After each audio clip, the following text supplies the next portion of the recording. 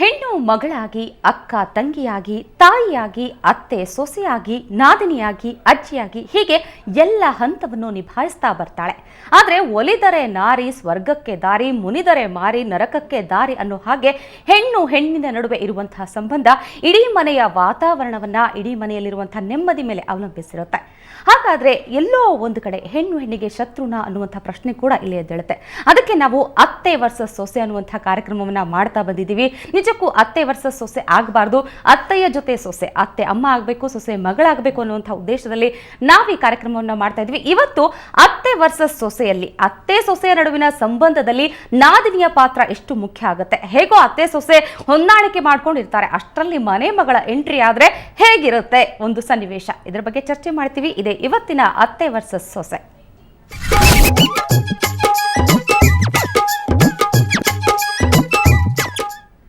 ಅತ್ತೆ ಸೊಸೆಯರ ಸಂಬಂಧದ ಬಗ್ಗೆ ನಮ್ಮ ಜೊತೆ ಮಾತಾಡೋಕ್ಕೆ ಇವತ್ತು ಒಬ್ಬ ಅತಿಥಿ ಇದ್ದಾರೆ. FM ರೈನ್ಬೋದಲ್ಲಿ ಆರ್ಜೆ ಆಗಿದ್ದಾರೆ. ಅಷ್ಟೇ ಅಲ್ಲ, ಆಪ್ತ ಸಲಹೆಗಾರ್ತಿಯಾಗಿರುವಂತಹ ಆಶಾ ವಿಶ್ವನಾಥ್ ಅವರಿದ್ದಾರೆ. ಆಶಾ ಅವರೇ, ನಿಮಗೆ ಕಾರ್ಯಕ್ರಮಕ್ಕೆ ಸ್ವಾಗತ. Thank you. ಸೊ ಮೊದಲಿಗೆ ನೀವು ಸೊಸೆ ಆಗಿದ್ದೀರಿ ಅಂತ ಗೊತ್ತಾಗ್ತಾ ಇದೆ. ಖಂಡಿತವಾಗಿ ಅತ್ತೆ ಸೊಸೆಯರ ಸಂಬಂಧ ಯಾವ ರೀತಿ ಇರಬೇಕು ಅಂತ ಬಹುಶಃ ಒಂದೇ ಮಾತಲ್ಲಿ ಹೇಳೋದಾದರೆ, ನೀವು ಮುಂಚೆವಾಗಿ ಹೇಳಿದ್ರಿ, ಹೆಣ್ಣು ಎಲ್ಲ ರೂಪದಲ್ಲೂ ತನ್ನ ಜವಾಬ್ದಾರಿಯನ್ನು ನಿಭಾಯಿಸ್ತಾ ಬರ್ತಾಳೆ. ಒಂದು ರೂಪವನ್ನು ಬಿಟ್ಬಿಟ್ರಿ, ಆ ರೂಪ ಎಲ್ಲ ಜವಾಬ್ದಾರಿಗಳ ಬೇಸ್ಲೈನ್ ಆಗಿರುತ್ತೆ. ಸ್ನೇಹಿತೆಯಾಗಿ ಕೂಡ ಇರ್ತಾಳೆ. ಸ್ನೇಹಿತೆಯಾಗಿ ಯಾವಾಗ ನಮ್ಮ ಜವಾಬ್ದಾರಿಯನ್ನು ಪ್ರತಿಯೊಂದು ಸಂಬಂಧದಲ್ಲೂ ನಾವು ನಿಭಾಯಿಸ್ತಾ ಹೋಗ್ತೀವೋ, ಈ ಅತ್ತೆ ಸೊಸೆ ಗಲಾಟೆಗಳಾಗಲಿ, ಬೇರೆ ಯಾವುದೇ ಸಂಬಂಧದ ಮಧ್ಯೆ ಒಡಕುಗಳಾಗಲಿ ಮೂಡೋದೇ ಇಲ್ಲ ಅಂತ ಅನ್ಸುತ್ತೆ ನನಗಂತೂ. ಸ್ನೇಹ ಅನ್ನೋದಿರಬೇಕು ಎಲ್ಲರ ನಡುವೆ. ಖಂಡಿತ. ಈಗ ನಾವು ಇವತ್ತು ತಗೊಂಡಿರುವಂತ ಟಾಪಿಕ್ ಅಂದ್ರೆ ಅತ್ತೆ ಸೊಸೆಯರ ನಡುವೆ ಹೇಗೋ ಅಡ್ಜಸ್ಟ್ ಮಾಡ್ಕೊಂಡಿರ್ತಾರೆ. ಅತ್ತೆಯಲ್ಲೂ ಕೆಲವು ನ್ಯೂನತೆಗಳಿರುತ್ತೆ, ಸೊಸೆಯಲ್ಲೂ ಕೆಲವು ನ್ಯೂನತೆಗಳಿರುತ್ತೆ. ಅದನ್ನ ಅರ್ಥ ಮಾಡ್ಕೊಂಡು ಹೊಂದಾಣಿಕೆ ಮಾಡ್ಕೊಂಡಿರ್ತಾರೆ. ಅಷ್ಟರಲ್ಲಿ ಮನೆ ಮಗಳ ಎಂಟ್ರಿ. ಮನೆ ಮಗಳು ಬಂದ ತಕ್ಷಣ ಅತ್ತೆಗಂತೂ ಖುಷಿ ಇದ್ದೇ ಇರುತ್ತೆ, ಮಗಳು ಬಂದಿದ್ದಾಳೆ ಅಂತ. ಆದ್ರೆ ಸೊಸೆಗೆಲ್ಲೂ ಒಂಥರ ಒಳಗೆ ಕಸಬಿಸಿ. ಏನಾಗುತ್ತೆ ಅಂತ ಅವಾಗ ಏನಾಗುತ್ತೆ ಅಂದರೆ, ಆಬ್ವಿಯಸ್ಲಿ ಎಲ್ಲ ಯಾವುದೇ ಸಂಬಂಧಗಳ ಮಧ್ಯದಲ್ಲಿ ಮೂರನೇ ವ್ಯಕ್ತಿ ಪ್ರವೇಶ ಆದಾಗ ಏನಾಗಬಹುದೋ ಅದೇ ಈ ಅತ್ತೆ ಸೊಸೆ ಮಧ್ಯದಲ್ಲೂ ಆಗುತ್ತೆ. ಬಟ್ ವೆರಿ ಬೇಸ್ ಲೆವೆಲಲ್ಲಿ ಹೇಳೋದಾದರೆ, ಬಹುಶಃ ಒಂದು ಸೊಸೆ ನಾದಿನಿಯ ಸಮವಯಸ್ಕಳಾಗಿರ್ತಾಳೆ, ಒಂದು 5 ವರ್ಷ ಹೆಚ್ಚು ಕಮ್ಮಿ ಇರಬಹುದು. ಅಲ್ಲಿ ಒಂದು ಈಗೋ ಕ್ಲಾಶ್ ಅಂತ ಹೇಳ್ತೀವಿ, ಅದು ಸಾಧಾರಣವಾಗಿ ಎಲ್ಲ ಸೊಸೆ ಮತ್ತು ನಾದಿನಿಯರ ಮಧ್ಯೆ ಸ್ವಲ್ಪ ಮಟ್ಟಿಗಾದರೂ ಇದ್ದೇ ಇರುತ್ತೆ. ಎಷ್ಟೇ ಹೊಂದ್ಕೊಂಡಿದೀವಪ್ಪ ನಾವು ಅಕ್ಕ ತಂಗಿರು, ನಮ್ಮನ್ನು ಬಿಟ್ರಿಲ್ಲ ಅಂತ ಅಂದ್ಕೊಂಡ್ರು ಎಲ್ಲೋ ಒಂದು ಎಳೆ, ಆ ಈಗೋ ಅನ್ನೋ ಎಳೆ ನಡೀತಾನೆ ಇರುತ್ತೆ. ಹಾಗಾಗಿ ಅವಳು ಬಂದ ತಕ್ಷಣ ಇಬ್ಬರ ಮಧ್ಯೆ ಒಂದು ಅನ್ರಿಟನ್ ಕಾಂಪಿಟಿಷನ್ ಸ್ಟಾರ್ಟ್ ಆಗೋಗುತ್ತೆ. ಅದು ಅಮ್ಮ ಅನ್ನಿಸ್ಕೊಂಡೊಳಗೆ ಅಥವಾ ಈ ಕಡೆಯಿಂದ ನೋಡಿದ್ರೆ ಅತ್ತೆ ಅನ್ನಿಸ್ಕೊಂಡೊಳಗೆ ಕಾಣಿಸೋದಿಲ್ಲ. ಯಾಕೆ ಅಂದ್ರೆ ಮಗಳು ಹೆಚ್ಚಾಗ್ತಾಳೆ. ಸೊಸೆ ಎಷ್ಟೇ ಪ್ರೀತಿ ಪಾತ್ರಳಾಗಿರಬಹುದು, ಆದ್ರೂ ಮನೆಗೆ ಬಂದ ಮಗಳು ಮೊದಲಾಗ್ತಾಳೆ.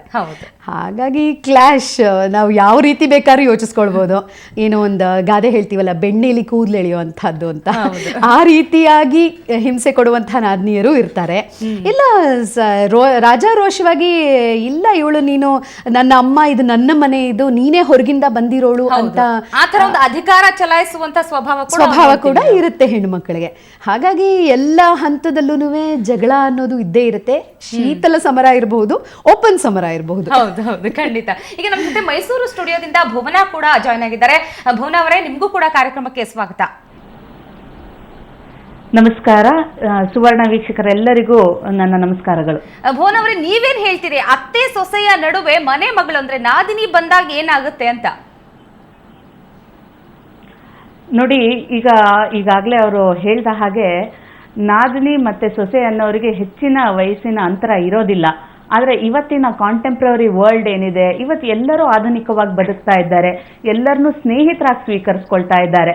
ಬಂದ ಹೊಸದ್ರಲ್ಲಿ ಸ್ವಲ್ಪ ಅವರಿಬ್ಬರಲ್ಲಿ ಅಂಡರ್ಸ್ಟ್ಯಾಂಡಿಂಗ್ ಬೇರೆ ಇರ್ಬೋದು. ಯಾಕಂದ್ರೆ ಇಬ್ರು ಬೇರೆ ಬೇರೆ ತರದ ಸಂಪ್ರದಾಯದಲ್ಲಿ ಬೆಳೆದವರು, ಬೇರೆ ಬೇರೆ ಕಲ್ಚರ್ನ ಅವ್ರದ್ದಾಗಿಸ್ಕೊಂಡವರು. ಆದರೆ ಕಾಲಕ್ರಮೇಣ ಇಬ್ಬರಲ್ಲೂ ಅಂಡರ್ಸ್ಟ್ಯಾಂಡಿಂಗ್ ಬರುತ್ತೆ, ಮತ್ತೆ ಒಟ್ಟಾಗಿರ್ತಾರೆ, ಅಂಡರ್ಸ್ಟ್ಯಾಂಡ್ ಮಾಡ್ಕೊಳ್ತಾರೆ. ಅದಕ್ಕೆ ಸ್ವಲ್ಪ ಸಮಯ ಬೇಕು ಅಂತ ನನ್ನ ಅಭಿಪ್ರಾಯ. ನಿಜವಾಗ್ಲೂ ಇವ್ರು ಹೇಳ್ದಾಗೆ ಸ್ನೇಹಿತೆಯರಾಗಿದ್ರೆ ಯಾವುದೇ ರೀತಿ ಸಮಸ್ಯೆ ಆಗಲ್ಲ ಅಂತ ಅನ್ಸುತ್ತಲ್ವಾ? ಹೌದು, ಇವತ್ತಿನ ದಿನದಲ್ಲಿ ಇದು ಬಹಳ ಕಮ್ಮಿ. ಬಹುಶಃ ಒಂದು 20 ವರ್ಷದ ಹಿಂದೆನೋ 50 ವರ್ಷದ ಹಿಂದೆನೋ ಅದು ಇದ್ದಿರಬಹುದು. ಆಚಾರ ವಿಚಾರ ಸಂಪ್ರದಾಯ, ಮನೇಲಿ ಹೀಗೆ ಇರಬೇಕು, ಹಾಗೆ ಇರಬೇಕು, ಮತ್ತೆ ಇದು ನನ್ನ ಮನೆ ಅನ್ನೋದನ್ನೆಲ್ಲ ಇರಬಹುದು. ಇವತ್ತಿನ ದಿನಕ್ಕೆ ಯಾಕಂದ್ರೆ ನಾದಿನಿ ಅನ್ನೋಳು ಸಹ 1-2 ವರ್ಷಗಳಲ್ಲಿ ಅಥವಾ ಕೆಲವು ದಿನಗಳಲ್ಲಿ ಬೇರೆ ಮನೆಗೆ ಸೊಸೆಯಾಗಿ ಹೋಗುವಂಥವಳು.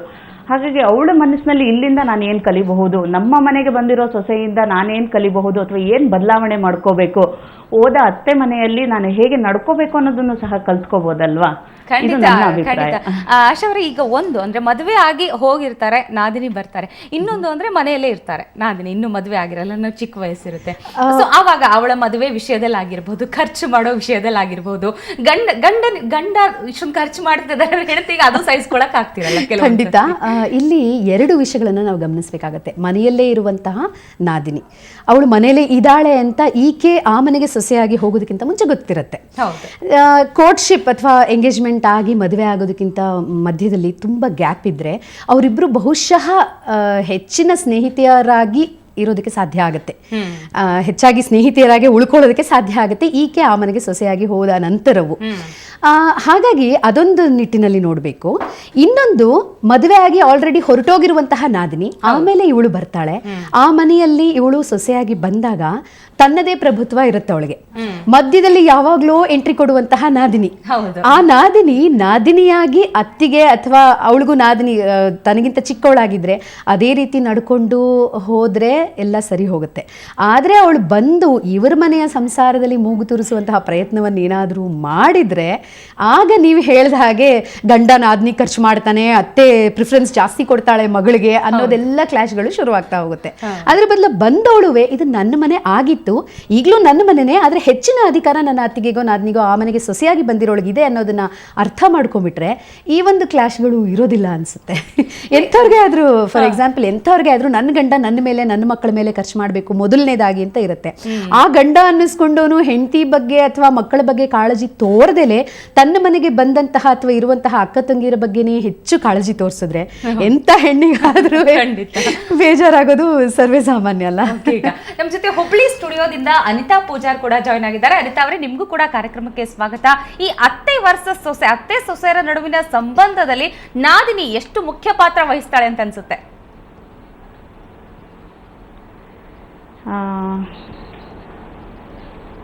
ನಾದಿನಿ ನೋಡ್ರಿ, she takes the most important place in the household. ಯಾಕಂದ್ರೆ ನಾವು ಸೊಸೆಯರಾಗಿ ಬಂದರೂ ಕೂಡ ನಮಗ ಸೊಸೆ ಸ್ಥಾನ ಬೇಗ ಸಿಗುದಿಲ್ಲ. ಆಮೇಲೆ ನಾದಿನಿಯವರು ನಮ್ಮ್ಯಾಗ ಹಕ್ಕು ಚಲಾಯಿಸೋದು, ಅಧಿಕಾರ ಚಲಾಯಿಸೋದು, ಆಮೇಲೆ ನಾನಾ ರೀತಿಯಿಂದ ಕಿರ್ಕೊಳ್ ಕೊಡೋದು, ಈ ಥರ ಸಾಕಷ್ಟು ಮಹಿಳೆಯರು ನೊಂದಿದ್ದಾರೆ. ಆಮೇಲೆ ಅವರಿಂದ ನಮಗೆ ಸಾಕಷ್ಟು ಕಂಪ್ಲೇಂಟ್ಸು ಬಂದಿದೆ. ಹೀಗಾಗಿ ನಾವು ನಾದಿನಿಗೆ ಅವ್ರ ಗಂಡನ ಮನೆಯಲ್ಲಿ ಅವ್ರು ಹೇಗಿರಬೇಕು ಹಂಗಿರಬೇಕು, ನಮ್ಮ ಮನೆಯಲ್ಲಿ ನಮಗೆ ಹೆಂಗೆ ಬಾಳಕ್ ಬಿಡಬೇಕು ಅದನ್ನ ನಮಗೆ ಸ್ವತಂತ್ರ ಆಗಿ ಬಿಟ್ಟು ಬಿಡಬೇಕು. ನಾದಿನಿಯರ್ದು ಏನೂ ಕೆಲಸ ಇಲ್ಲ ಇಂಟರ್ಫಿಯರ್ ಆಗ್ಬೇಕಂತ ಹೇಳಿ. ಖಂಡಿತ. ಈಗ ನೋಡಿ ಆಶಾ ಅವರೇ, ಒಂದು ಸಿಚುವೇಶನ್ ಎಲ್ಲ ನಾವು ಲವ್ ಮ್ಯಾರೇಜ್ ಮಾಡ್ಕೊಂಡಿದ್ರೆ ಒಂದು ವೇಳೆ ಮೊದಲು ಅತ್ತೆಗಿಂತಲೂ ನಾದಿನಿ ಜೊತೆಗೆ ಚೆನ್ನಾಗಿರೋ ಫ್ರೆಂಡ್ಶಿಪ್ ಕೂಡ ಆ ಒಂದು ಚಾನ್ಸಸ್ ಕೂಡ ಇರುತ್ತೆ. ಚಾನ್ಸಸ್ ಜಾಸ್ತಿನೇ. ಹೌದು. ಯಾಕೆಂದ್ರೆ ಆಲ್ಮೋಸ್ಟ್ ಸಮವಯಸ್ಕಳಾದಂತಹ ನಾದಿನಿ ಇದ್ದಾಗ ಸ್ವಲ್ಪ ನಿಮ್ಮ ಅಣ್ಣನ ಹತ್ರ ಮಾಡ್ಕೊಡಮ್ಮ ಅಥವಾ ನಿಮ್ಮ ಅಮ್ಮನ್ನ ಸ್ವಲ್ಪ ಫ್ರೆಂಡ್ಶಿಪ್ ಮಾಡ್ಕೊಡು ಅಂತ ಒಳಗುಟ್ಟುಗಳನ್ನ ಬಿಟ್ಕೊಡೋದು ನಾದಿನಿ ಹತ್ರ ಜಾಸ್ತಿ. ಹಾಗಾಗಿ ಆ ಸಂದರ್ಭದಲ್ಲಿ ಸೊಸೆ ಮತ್ತೆ ನಾದಿನಿ ಇಬ್ರುನುವೆ ಸ್ನೇಹಿತರಾಗಿ ಹೊಂದಾಣಿಕೆ ತುಂಬಾನೇ ಚೆನ್ನಾಗಿರುತ್ತೆ ಅಂತ ಹೇಳ್ಬಹುದು. ಅದರ್ವೈಸ್ ಸ್ವಲ್ಪ ಕಿತ್ತಾಟಗಳು ಸರ್ವೇ ಸಾಮಾನ್ಯ. ಈಗ ಎಲ್ಲೋ ಒಂದ್ ಕಡೆ ಅತ್ತೆ ಪಾತ್ರ, ಯಾಕಂದ್ರೆ ಮಗಳನ್ನ ಸೊಸೆನ ಡಿಫ್ರೆನ್ಶಿಯೇಟ್ ಮಾಡೋದು, ಮಗಳನ್ನೇ ಒಂದ್ ದೃಷ್ಟಿಲಿ ನೋಡೋದು, ಮಗಳು ಏನ್ ಮಾಡಿದ್ರು ಸರಿ, ಲೇಟ್ ಆಗಿದ್ರು ನಡೆಯುತ್ತೆ, ಏನ್ ಮಾಡದೆ ಇದ್ರು ನಡೆಯುತ್ತೆ, ಸೊಸೆ ಮಾತ್ರ ಹಾಗಿರ್ಬಾರ್ದು. ಇಲ್ಲಿನೂ 2 ಪಾಯಿಂಟ್ ನೋಡ್ಬೇಕಾಗತ್ತೆ. ಮದುವೆ ಆಗದಲ್ಲೇ ಮನೇಲೆ ಇರುವಂತಹ ಮಗಳನ್ನ ಟ್ರೀಟ್ ಮಾಡೋದೇ ಬೇರೆ ತರ, ಮದುವೆ ಆಗಿ ಹೋದ ಮೇಲೆ ಮಗಳನ್ನ ಅತ್ತೆರು ಟ್ರೀಟ್ ಮಾಡೋದೇ ಬೇರೆ ತರ. ಮದುವೆ ಆಗೋದಕ್ಕಿಂತ ಮುಂಚೆ ಬೇಕಾದ್ರೆ ತನ್ನ ಮಗಳ ಬಗ್ಗೆನೆ ಸೊಸೆಯರ ಹತ್ರ ಚಾಡಿ ಹೇಳ್ಕೊಳ್ಳುವಂತಹ ಅತ್ತೆಯರು ಇರ್ತಾರೆ. ಮದುವೆ ಆಗಿ ಹೋದ ಮಗಳ ಬಗ್ಗೆ ಯಾರೂ ತಮ್ಮ ಸೊಸೆಯರ ಹತ್ರ ಚಾಡಿ ಹೇಳ್ಕೊಂಡಿದ್ದು ಬಹುಶಃ ಎಲ್ಲೋ ಬೆರಳಿಕೆಯಷ್ಟು ಕೇಸ್ಗಳು ಸಿಗಬಹುದೇನೋ ಅಲ್ಲ. ಹಾಗಾಗಿ ಇಲ್ಲಿ ಅತ್ತೆ ಪಾತ್ರನೂ, ಅಮ್ಮ ಅನ್ನಿಸ್ಕೊಂಡವಳ ಪಾತ್ರನೂ ತುಂಬಾ ಇಂಪಾರ್ಟೆಂಟ್ ಆಗುತ್ತೆ. ಅವಳು ಅರ್ಥ ಮಾಡ್ಕೊಳ್ಬೇಕು, ನನ್ನ ಮಗಳು ಹೇಗೆ ಬೇರೆ ಮನೆಗೆ ಸೊಸೆಯಾಗಿ ಹೋಗಿದ್ದಾಳೋ ಅವಳು ಬಂದ್ರೆ ಈ ಮನೆಯಲ್ಲಿ ಮಗಳಾಗಿ ಇರಬೇಕು. ಸೊಸೆಯ ವಿಚಾರವಾಗಿ ಆಗಲಿ ಅಥವಾ ನಮ್ಮ ಸಂಸಾರದ ವಿಚಾರವಾಗ್ಲಿ ಆಗಲಿ ಅವಳಿಗೆ ಜವಾಬ್ದಾರಿಯನ್ನ ಕೊಡಬಾರ್ದು. ಸಲಹೆ ಕೇಳೋಣ, ಅವಳಿಗೆ ಆ ನಾಲೆಡ್ಜ್ ಇದ್ರೆ, ಕೊಡುವಂತಹ ಕೆಪಾಸಿಟಿ ಇದ್ರೆ ಕೇಳೋಣ ಸಲಹೆನ, ಆದರೆ ಪೂರ್ತಿ ಅಧಿಕಾರವನ್ನು ಮಗಳ ಕೈಲಿಗೆ ಕೊಡೋದಕ್ಕೆ ಬಿಡಬಾರ್ದು ಅನ್ನೋ ಒಂದು ಅರಿವು ಅತ್ತೆಗೆ ಅಥವಾ ತಾಯಿಗೆ ಇರಬೇಕಾಗತ್ತೆ. ಭುವನ್ ಅವರೇ, ನೀವೇನ್ ಹೇಳ್ತೀರಿ? ಅತ್ತೆ ಸೊಸೆ ಮತ್ತೆ ನಾದಿನಿಯ ಸಂಬಂಧ ಚೆನ್ನಾಗಿರ್ಬೇಕು ಅಂದ್ರೆ ಅತ್ತೆ ಎಷ್ಟು ಮುಖ್ಯ ಪಾತ್ರ ವಹಿಸ್ತಾರೆ ಅಂತ? ಈ ಮನೆಯಲ್ಲಿ ಅತ್ತೆ ಅನ್ನೋರು ತಾಯಿ ಸಮಾನರಾಗಿರ್ತಾರೆ. ಇಲ್ಲಿ ಎಷ್ಟು ಇಂಪಾರ್ಟೆನ್ಸ್ ಅವರಿಗೆ ಅಂತಂದ್ರೆ, ಮೊದಲು ಬಂದಂಥ ಸೊಸೆಗೂ ಸಹ ಅವರ ಮಗಳ ಸ್ಥಾನವನ್ನ ಕೊಡಬೇಕಾಗತ್ತೆ. ಯಾಕಂದ್ರೆ ಇಷ್ಟು ವರ್ಷ 20-25 ವರ್ಷಗಳ ಕಾಲ ಅವ್ರ ಮಗಳನ್ನ ಹೇಗೆ ಚೆನ್ನಾಗಿ ನೋಡ್ಕೊಂಡಿದ್ದಾರೆ, ಆ ಸೊಸೆಯಾಗಿ ಬಂದವಳು ಸಹ ಇನ್ನೊಬ್ಬರ ಮನೆಯಲ್ಲಿ ಮಗಳಾಗಿ ಅಷ್ಟು ಚೆನ್ನಾಗಿ ಬೆಳೆದು ಬಂದವಳಾಗಿರ್ತಾಳೆ. ಹಾಗಾಗಿ ಇಲ್ಲಿಗೆ ಬಂದಾಗ ಇವರಿಬ್ಬರ ನಡುವೆ ಅಂದ್ರೆ ನಾದಿನಿ ಮತ್ತೆ ಅತ್ತಿಗೆ ನಡುವೆ ನಡೆಯುವಂತಹ ವಿರಸಗಳಿರ್ಬೋದು, ಸಣ್ಣ ಸಣ್ಣ ಜಗಳಗಳಿರ್ಬೋದು, ಇದನ್ನ ದೊಡ್ಡದು ಮಾಡಬಾರ್ದು, ಇದನ್ನ ಆದಷ್ಟು ಕಡಿಮೆ ಮಾಡಬೇಕು. ಅವರಿಬ್ಬರು ಚೆನ್ನಾಗಿರೋ ಹಾಗೆ ನಡ್ಕೊಳ್ಳೋ ಹಂಗೆ ಮಾಡೋ ಜವಾಬ್ದಾರಿ ಅತ್ತೆಯ ಮೇಲಿರುತ್ತೆ. ಆಮೇಲೆ ಅತ್ತೆ ಅನ್ನೋಳು ಮಾತ್ರನೇ ಒಂದು ಕುಟುಂಬನ ಎಲ್ಲರನ್ನ, ಈಗ 5 ಬೆರಳುಗಳು ಬೇರೆ ಬೇರೆ ಸಮನಾಗಿದ್ರು ಒಂದು ಮುಷ್ಟಿ ಆದಾಗ ಒಟ್ಟಿಗೆ ಇರುತ್ತಲ್ಲ, ಹಾಗೆ ಮನೆಯಲ್ಲಿ ತನ್ನ ಗಂಡ ಇರ್ಬೋದು, ಅಂದ್ರೆ ಮಾವನಿರಬಹುದು, ಸೊಸೆ, ಮಗ, ನಾದಿನಿ, ಹೀಗೆ ಎಲ್ಲರನ್ನ ಒಂದು ಕಡೆ ಒಟ್ಟಾಗಿ ಚೆನ್ನಾಗಿ ಸುಖದಿಂದ ಬಾಳೋದಿಕ್ಕೆ ಪ್ರೇರೇಪಣೆ ಮಾಡೋದು ಅಂದ್ರೆ ಅದು ಅತ್ತೆಯಿಂದ ಮಾತ್ರ ಸಾಧ್ಯ. ಮನೆಯಲ್ಲಿ ಇವರು ಚಿಕ್ಕ ಚಿಕ್ಕ ವಿಚಾರಗಳನ್ನ ದೊಡ್ಡದು ಮಾಡಿ ತಮ್ಮ ಮಗಳ ಹತ್ರ ಚಾಡಿ ಹೇಳೋದು, ಸೊಸೆ ಮೇಲೆ ಮಗನ ಹತ್ರ ಇನ್ನೇನೋ ವಿಚಾರಗಳನ್ನ ಹೇಳೋ ಬದಲು ಅದನ್ನ ತಾವೇ ಕೂತು ಸ್ವಯಂ ಇದಕ್ಕೆ ಪರಿಹಾರ ಕಂಡುಕೊಂಡು ಎಲ್ಲರಿಗೂ ಬುದ್ಧಿವಾದ ಹೇಳಿದ್ರೆ ದೊಡ್ಡವರು ಅಂತ ಮೊದಲನೇದಾಗಿ ಅವ್ರ ಮಾತನ್ನ ಎಲ್ಲರೂ ಕೇಳ್ತಾರೆ. ಆಮೇಲೆ ಎಲ್ಲರ ಮನೇಲೂ ಸಹಜ ಅಲ್ವಾ, ಈಗ ಸಣ್ಣ ಸಣ್ಣ ಜಗಳಗಳು ಅನ್ನೋದು ಎಲ್ಲೂ ಹೊಸದೇನಲ್ಲ, ಎಲ್ಲರ ಮನೇಲೂ ದಿನನಿತ್ಯ ನಡೆಯುವಂಥದ್ದು. ಹಾಗಾಗಿ ಇದನ್ನ ಬಹಳ ದೊಡ್ಡದಾಗಿ ಮಾಡಿ ಕುಟುಂಬ ಬೇರೆ ಬೇರೆ ಆಗೋದನ್ನ ಮಾಡೋದಕ್ಕಿಂತ ಅದನ್ನ ತಡೆದು ಅತ್ತೆ ಆದವಳು ಬಹಳ ಮುಖ್ಯವಾದ ಪಾತ್ರವನ್ನ ವಹಿಸ್ತಾಳೆ. ತನ್ನ ಮಗಳನ್ನ ಮತ್ತೆ ಬೇರೆ ಮನೆಯಿಂದ ಬಂದಂತಹ ಸೊಸೆಯನ್ನ ತನ್ನ ಮಗಳಾಗಿ ಸ್ವೀಕರಿಸಿ ಎಲ್ಲರಲ್ಲೂ ಸಮಾನತೆ ಇರೋ ಹಾಗೆ ಮಾಡೋದು ಅತ್ತೆಯ ಜವಾಬ್ದಾರಿ ಅನ್ಕೊಳ್ತೀನಿ. ಈ ನಿಟ್ಟಿನಲ್ಲಿ ಅತ್ತೆ ಆದವಳು ಬಹಳಷ್ಟು ವ್ಯವಧಾನದಿಂದ, ಯಾಕಂದ್ರೆ ಅವಳು ಸಾಕಷ್ಟು 50 ವರ್ಷ ಅಂತೂ ಖಂಡಿತವಾಗ್ಲೂ ಆಗಿರುತ್ತೆ, ಅವ್ರಿಗೆ ಅಷ್ಟು ವರ್ಷಗಳ ಅನುಭವ ಇರುತ್ತೆ, ಅವರ ಬುದ್ಧಿ ಮಾತುಗಳಿಂದ ಎಲ್ಲರನ್ನ ಒಟ್ಟಾಗಿಡಬಹುದು ಅನ್ನೋದು ನನ್ನ ಅಭಿಪ್ರಾಯ. ಖಂಡಿತ. ಅನಿತಾ ಅವರೇ, ನೀವೇನ್ ಹೇಳ್ತೀರಿ? ಈಗ ನಾದಿನಿ ಇದ್ಲೇ ಯಾವಾಗ್ಲೂ ಸಮಸ್ಯೆ ಆಗಲ್ಲ ಅನ್ಕೋತೀನಿ, ಯಾಕಂದ್ರೆ ನಾದಿನಿ ಮತ್ತೆ ಸೊಸೆ ಹತ್ತತ್ರ ಒಂದೇ ವಯಸ್ಸಿನವರಾಗಿರ್ತಾರೆ.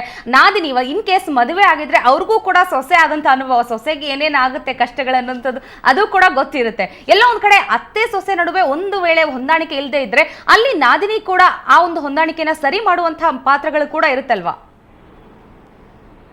ಹೌದು, ಒಳ್ಳೆ ನಾದಿನಿಯರು ಕೂಡ ಇದ್ದಾರೆ. ಯಾಕಂದ್ರೆ ಅವ್ರ ಗಂಡನ ಮನೆಯಲ್ಲಿ ಏನ್ ಕಷ್ಟ ನೊಂದಿರ್ತಾರಲ್ಲ, ಈಗ ನಮ್ಮ ಅತ್ತಿಗೆ ಕೂಡ ಇದೇ ಕಷ್ಟ ನೊಂದಿತಾ ಇದ್ದಾಳೆ ಅಂತಂದ್ರೆ, ಅತ್ತೆ ಸೊಸೆ ನಡುವಲ್ಲಿ ಏನಾದ್ರೂ ಜಗಳ ಬಂತಂದ್ರೆ ಅಥವಾ ನಾವು ನಮ್ಮ ವಯಸ್ಸಕ್ಕಂತ ನಾದಿನಿ ಇರುವಾಗ ನಮ್ಮ ಕಷ್ಟಗಳನ್ನ ಅವ್ರ ಮುಂದೆ ಹೇಳ್ಕೊಂತೇವೆ.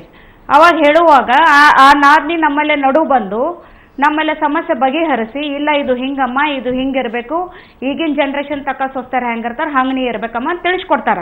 ಇದಾರೆ ಕೆಲವೊಬ್ರು ಜನ, ಒಳ್ಳೆ ನಾದಿನಿಯವರು ಕೂಡ ಇದ್ದಾರೆ. ಕೆಲವೊಬ್ರು ಅಂತೂ ನಾದಿನಿಯವರು ಇಲ್ಲೇ ಇದ್ಕೊಂಡು 20 ವರ್ಷ ತನಕ ಅವರು ತಮ್ಮ ಅಧಿಕಾರನೇ ಚಲಾಯಿಸ್ತಾರೆ, ಹಿರಿ ಸೊಸೆಗೆ ಒಂದು ಸ್ಥಾನ ಮಾನ ಮರ್ಯಾದೆನೇ ಕೊಡುವುದಿಲ್ಲ. ಕೆಲವೊಬ್ರು ಈ ಥರನೂ ಇರ್ತಾರೆ.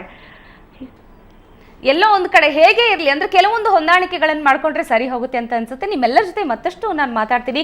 ಅತ್ತೆ ಸೊಸೆಯ ನಡುವೆ ನಾದಿನಿ ಎಷ್ಟು ಮುಖ್ಯ ಪಾತ್ರ ವಹಿಸ್ತಾಳೆ, ನಾದಿನಿ ಯಾವ ರೀತಿ ಒಂದು ಪಾಸಿಟಿವ್ ಇಂಪ್ಯಾಕ್ಟ್ ಆಗಬೇಕು ಅಂದ್ರೆ, ಅತ್ತೆ ಸೊಸೆಯ ನಡುವೆ ಒಂದು ವೇಳೆ ಹೊಂದಾಣಿಕೆ ಇಲ್ಲ ಅಂದ್ರೆ ನಾದಿನಿ ಅಲ್ಲಿ ಹೊಂದಾಣಿಕೆಯನ್ನ ನಡೆಸಬಹುದು. ನಾದಿನಿ ಕೈಯಲ್ಲೂ ಕೂಡ ಆ ಒಂದು ಸಂಬಂಧ ಅವಲಂಬಿತವಾಗಿರುತ್ತೆ ಅಂತ ಹೇಳ್ತಾ ಈಗ ಒಂದು ಬ್ರೇಕ್ ತಗೋಣ, ಮತ್ತಷ್ಟು ಇದ್ರ ಬಗ್ಗೆ ಚರ್ಚೆ ಮಾಡ್ತೀವಿ.